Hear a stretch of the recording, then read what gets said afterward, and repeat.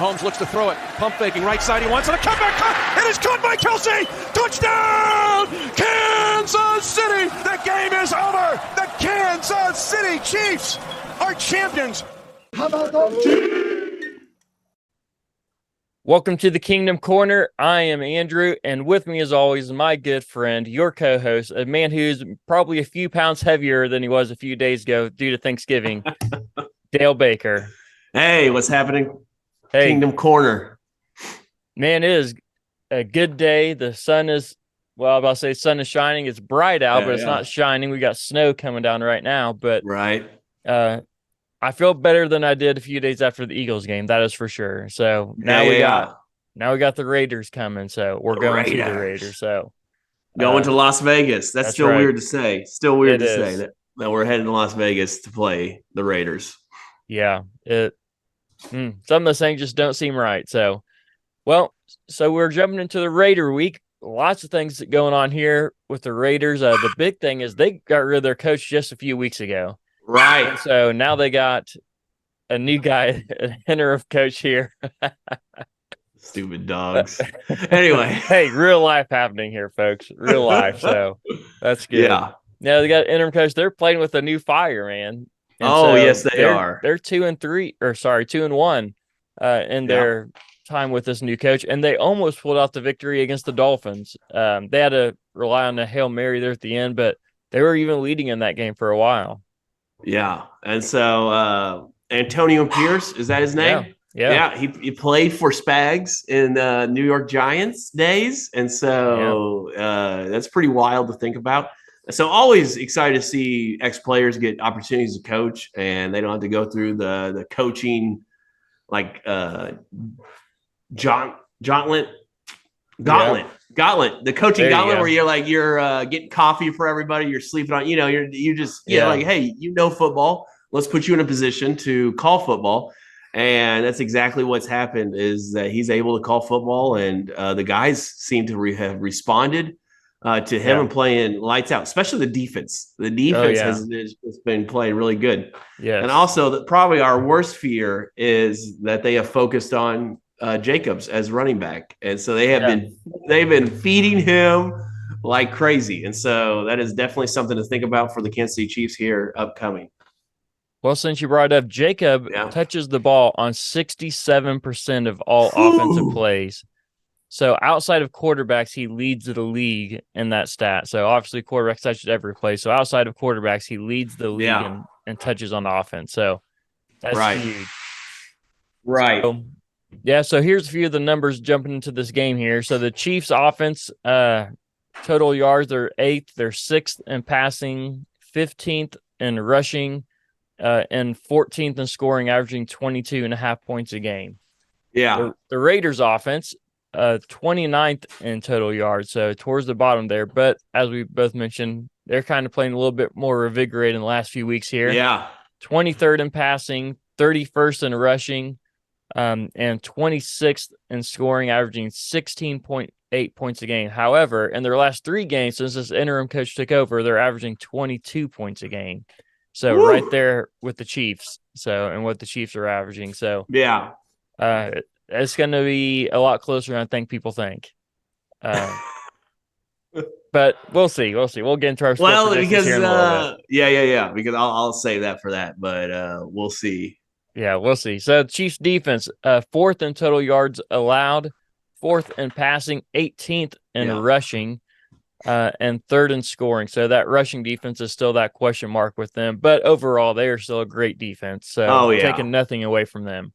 And I thought, just back from last game, I thought our rushing defense did a great job. I think Swift, though he got loose there in the second half, just a couple plays, but that just burned it. They just killed us. They were just killers. And so, but overall, especially that first half, I felt like they came and shut down the run game, the running attack. That first half, they shut down everything.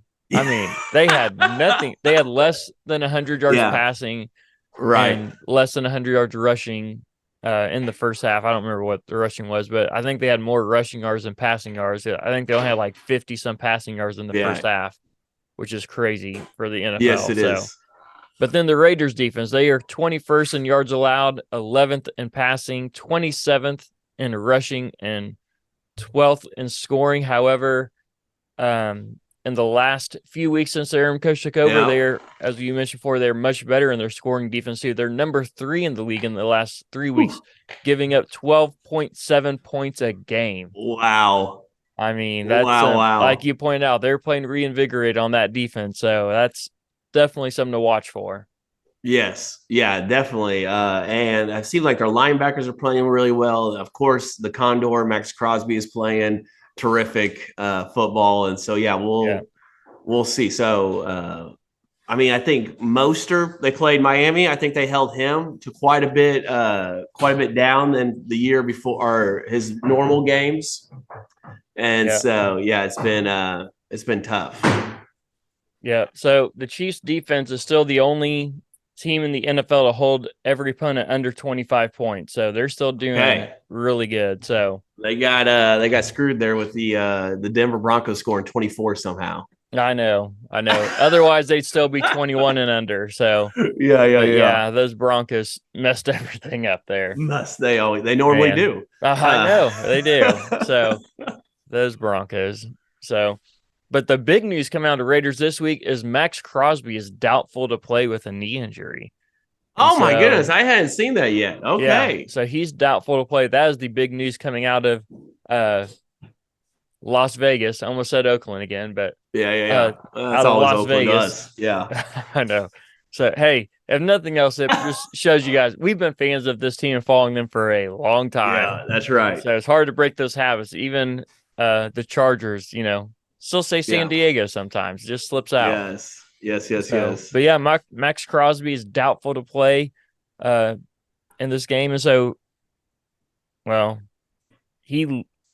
won't give you this stat yet. I'll save that for later. He's it's always sad to see him out because if you watch The Quarterback on Netflix, they had a good interaction, him and Mahomes. And so I think there's a love-hate relationship there. They love each other, but they also hate each other. And so or respect each other's games. And so, I definitely think always like seeing that back and forth with them. And so it'll be sad to see them not play against each other if he doesn't suit up.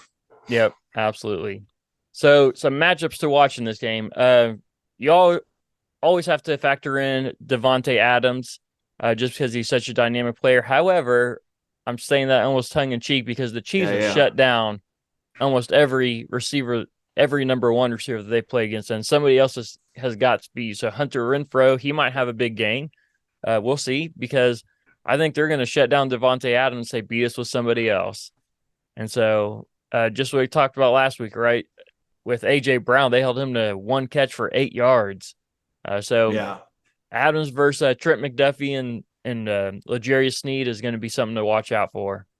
Yes. Yeah, definitely. And so, and it seems like Sneed has been playing super well all year, just playing that number one wide receiver. And so it'll be exciting to see how he steps up to Adams this week. And so he's taking that challenge head on and played really well. I think he held A.J. Brown. Him and McDuffie held A.J. Brown to 1 catch, 8 yards.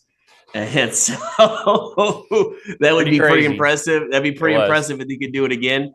Keep in mind, A.J. Brown's one of those guys who's averaging over 100 yards a game. Yes, and held him to 8 yards. That is incredible. Yeah, and a lot it's not just Sneed, but it's that defensive line getting pressure, getting to him.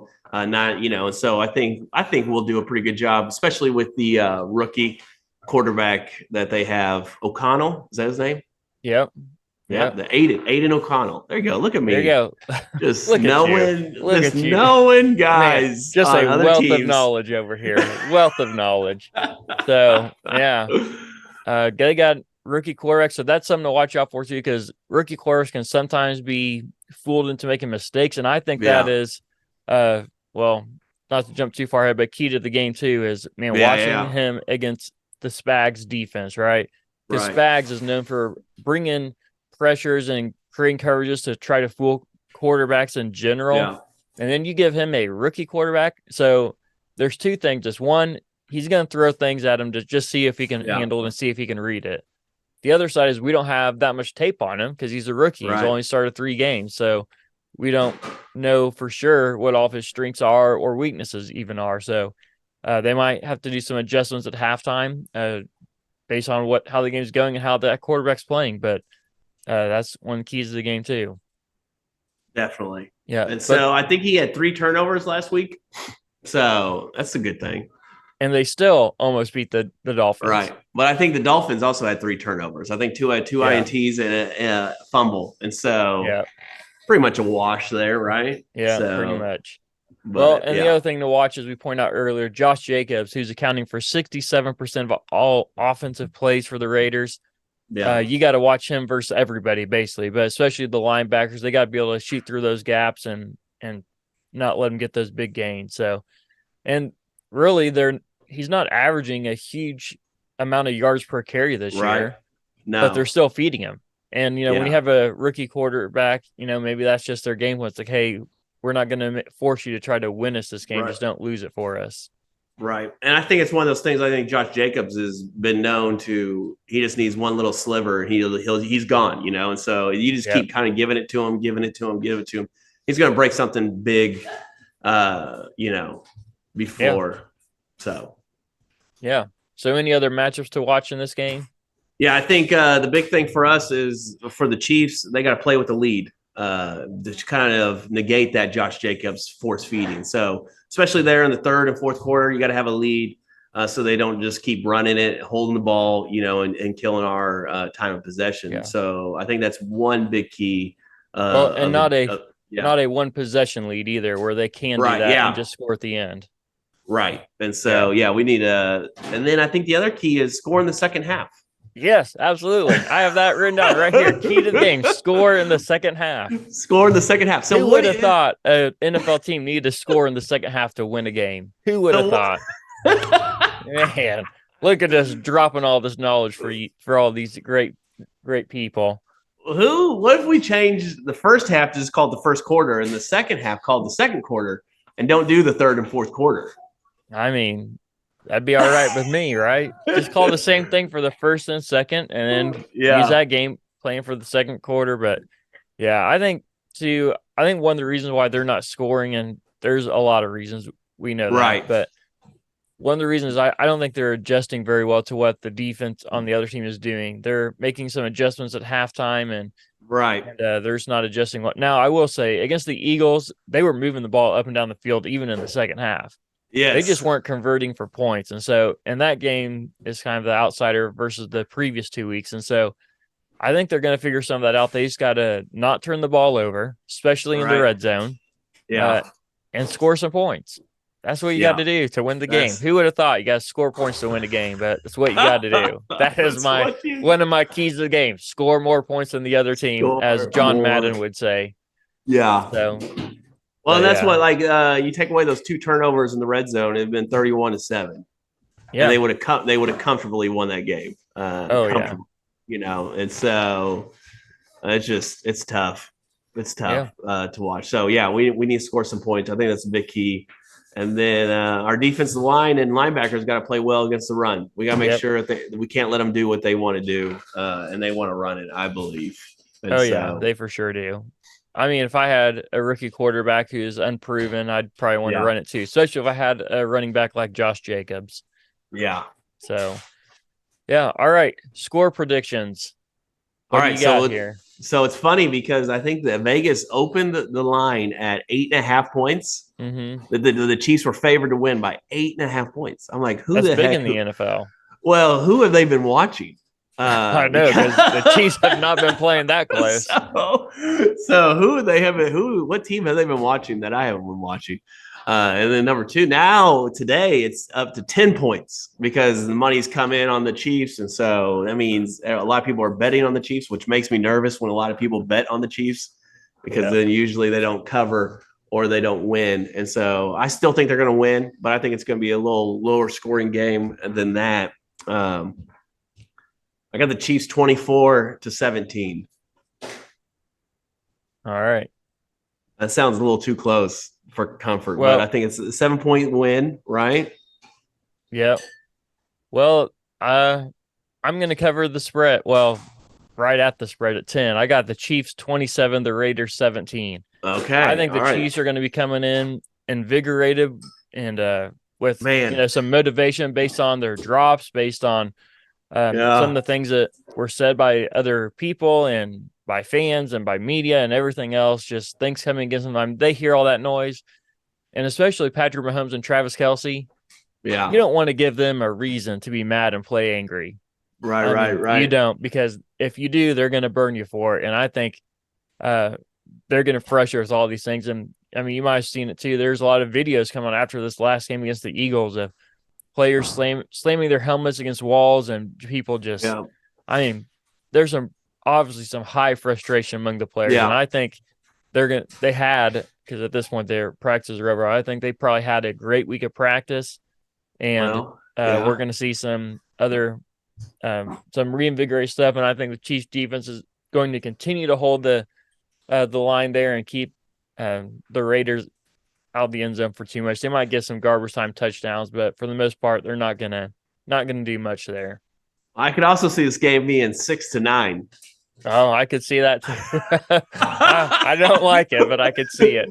I could see this game going just field goals for whatever reason, just being one of those tough defensive games. But if the Condor is out, Max Crosby, then huge. That would be huge. So that would give Mahomes a lot more time to pick that secondary apart. And hopefully these guys, put the Spider-Man gloves on and they start catching. So that's huge. And I think too, all credit to the Raiders. They're playing great football over the last few weeks, but I do think when you have a new coach, even an interim, he's implementing a new system, new play calling, and I know he's not changing everything middle of the season, but even so, eventually some of that luck starts to run out a little bit.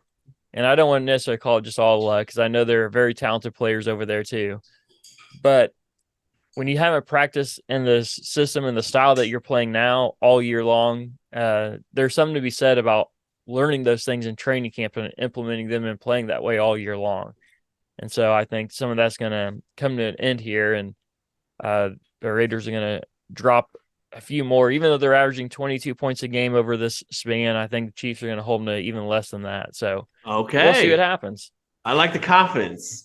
Confidence. Well, I've been pretty confident in some of these past games too, and it hasn't worked out for me. So I know. I'm hoping I'm on the right track this time. Yeah. All right.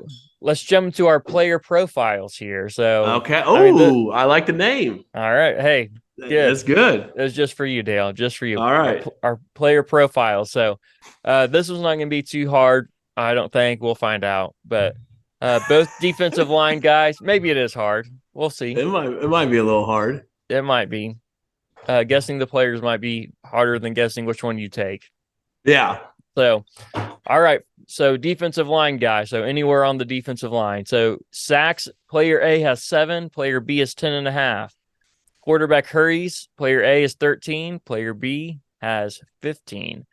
Quarterback pressures, player A has 24, player B has 32. Forced fumbles, they each have 1. And passes knocked down at the line or passive defense, if you want to call it that way, player A has 3 and player B has 2. Man. Huh. All right. Obviously, we're taking player B. Obviously. Right. I mean, obviously. You have to. You do. 10.5 sack, 32 pressures. I mean, 15 hurries. Those are all big numbers. Yep. And so, especially only being 12 weeks into the season. That's big. That's huge. Those are good for some guys for an entire year. Yeah. So I know Chris Jones has been like averaging a sack a game almost, it seems like. And then this past week he got 2. So, but then I know Max Crosby is just flying around. And so, man, might not even be Chris Jones though. You might be throwing me a loop here. Oh, that's the part of the game here. So you I'm gonna say Max Crosby is player B and Mike Dana is player A. Oh, hey, I like the name drop here. So player B is in fact Max Crosby. Player A is George Karlaftis. Okay, all right, yeah. So Chris Jones has 7.5 sacks, so half a sack more than George Karlaftis. Okay. Quarterback pressures, hurries. George Karlaftis has Chris Jones beat in all those stats right now. Wow. Okay. So, and in fairness, he's played one more game than Chris Jones, but And Chris Jones is getting double teamed almost every play. And so that gives guys like George Karlaftis the opportunity to get through there. He should, right? Yeah, he should have more, right? He should. That's what they're paying him for. So when Chris Jones gets doubled, it's your time to shine. So, that's right. And he is playing great this year. So, man, love some George Karlaftis. Glad he's on our team. I might have doubted him for a while last year, but I'm back around. He was a rookie. He's a rookie. There's always you got to prove yourself. And but they spent a first round pick on him, right? So they had 2 last year first round picks with George Karlaftis and Trent McDuffie, and I thought, why are we spending a first round pick on a guy who can't even get a sack on the quarterback? Right? I mean, he ended up with a couple last year at the end of the season, but man, he just started so rough. And I've never heard of anybody being good coming out of Purdue. Well, not many. Not many. So I was thinking, where did Drew Brees go? Did he go to Purdue? Or he did. He did. Okay, so there's a couple of good guys out of Purdue. Well, just not many. What? You just named one guy. Come on. I guess George. Do I need to Google it and figure out more guys? Because I'm sure, I'm sure we can figure out more great guys, but. Isn't the quarterback for the Raiders is from Purdue? Aiden O'Connell. I did not know that. So I'm sure they played with each other. I'm sure. Oh, they had to have then. If he's a rookie, this is only George's second year. So boom. George is gonna tear him up. George knows all the secrets. That's all right. the tells.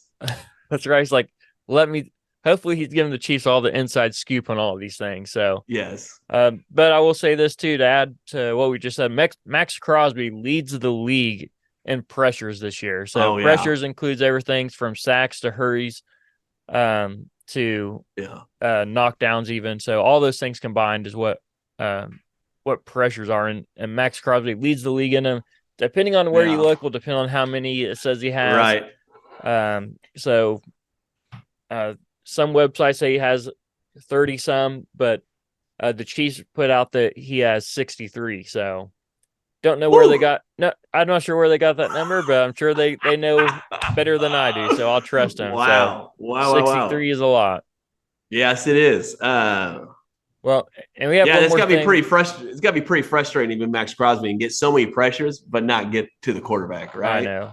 Yeah, for sure. Well, 10.5 is still pretty good. Oh, yeah, definitely.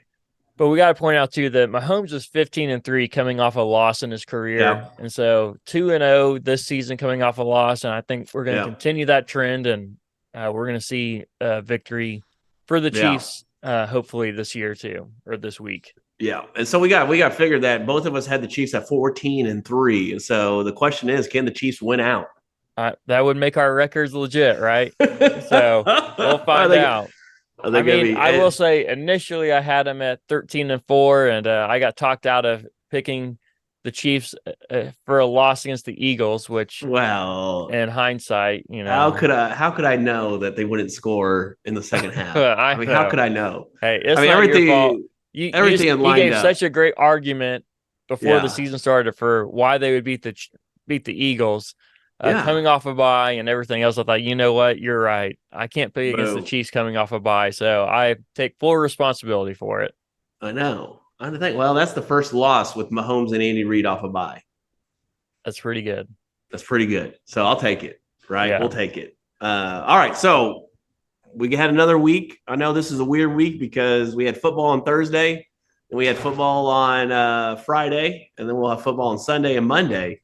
But has your power rankings switched up any? They have changed a little bit. So I haven't considered the games that happen on Thanksgiving. So this is just for going into the week. Right. But there wasn't many AFC teams that played anyways. The only teams that played were the ones who played on Black Friday, the Dolphins and the Jets.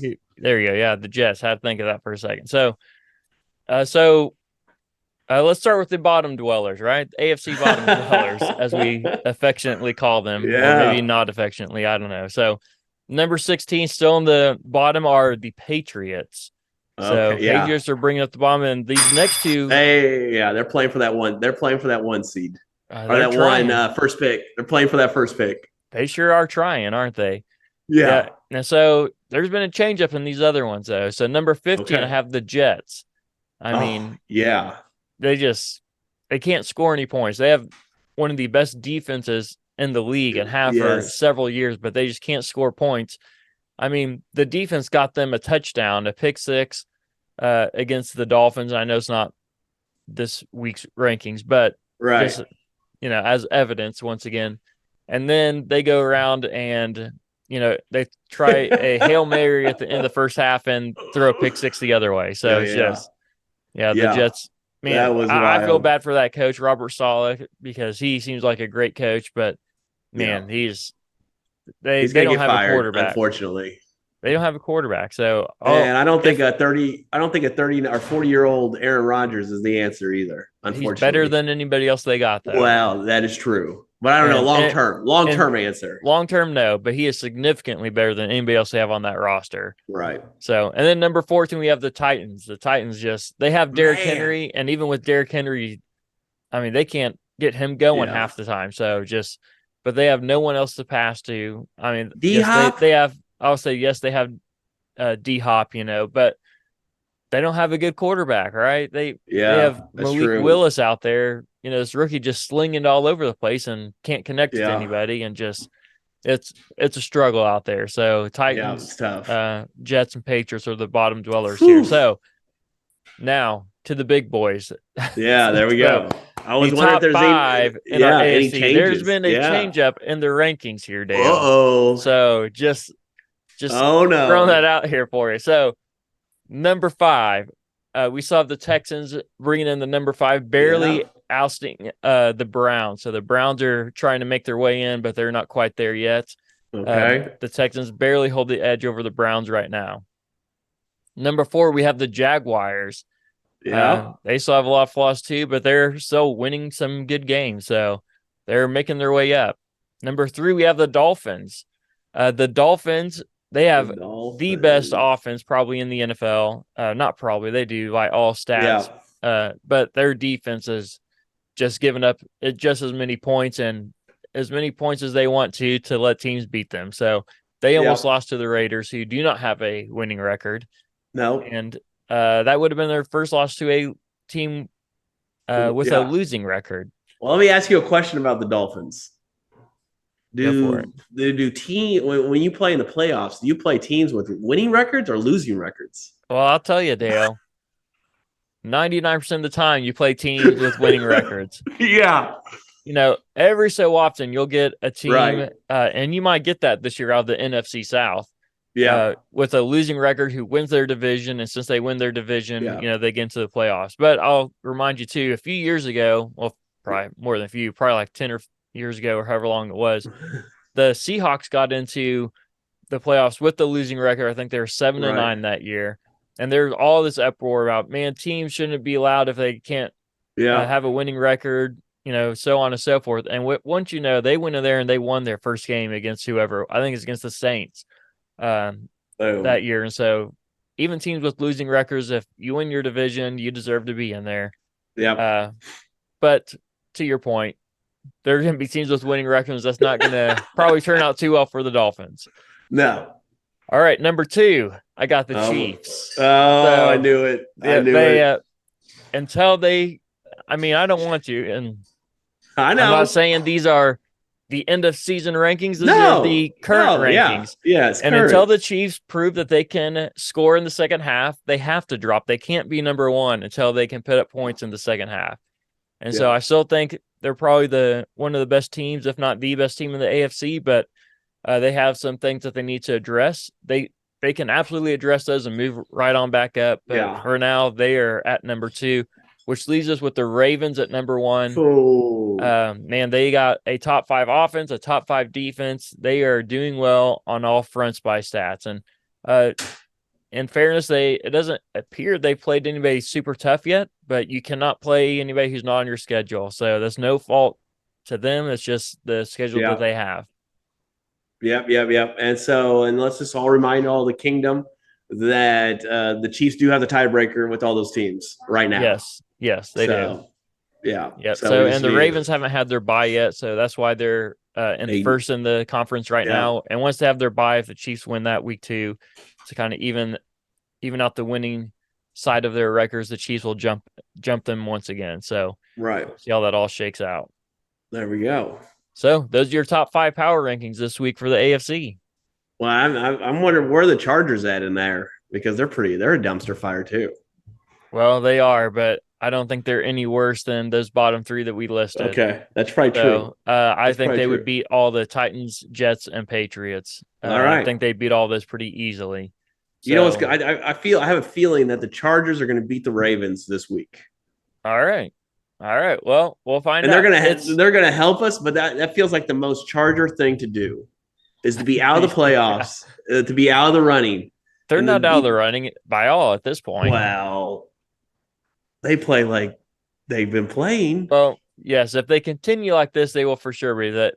Yeah. But by aren't they four and a six? mathematical standpoint, they are not out of it though. Okay, yeah. Because but this would be what they would do. They would beat the Ravens, and all of a sudden they're like, "Hey, we got a shot," and then they play the Chiefs and lose again. So I think they'll help the Chiefs out, maybe. Yeah, it might. So yeah, the Chargers are sitting there at 4 and 6, but yeah, that's only 3 games behind teams that would be in the playoffs right now. True. Yes, they have a losing record, but they're not mathematically eliminated at all at this point. Are they the worst in our division? Yes, they are. They are, because the Broncos. I thought they're supposed to win it. I thought they're supposed to win the division. Well, they were supposed to, but both the Broncos and the Raiders have 5 wins, so they have a game lead over the Chargers. So yeah, every year we hear about how great the Chargers are going to be and how much they're going to win, but it's not happening yet. So at this point, there is no team in the NFL who has been mathematically eliminated from the playoffs on either side, including the 1-9 Panthers on the NFC. So because they play in such a bad division. That's true. That's probably why. That is true as well. So they've won 1 game and they're probably 4 games out of first place. So right, yeah, not good. Not good if you're in the NFC. So. No, not at all. Yeah, well, we're looking forward to see how all this turns out. So, but Chiefs 15-3, or Mahomes at least 15-3, coming off a loss in his career. Yeah. So, looking forward to the Chiefs rebounding and hopefully getting the second half figured out and getting some points in there. Yes, definitely. I think it's going to be a great game, and I think we're coming home with the win. All right, I like it. You heard it here first. Coming home with a win, according to Dale Baker. So, I like it, Dale. I like it. Well, thanks for joining us in this episode of the Kingdom Corner. This episode is brought to you by Oh Hey Threads, where a portion of every purchase goes to support missions all over the world, one super soft tea at a time. We'll see you next time right here in the Kingdom Corner.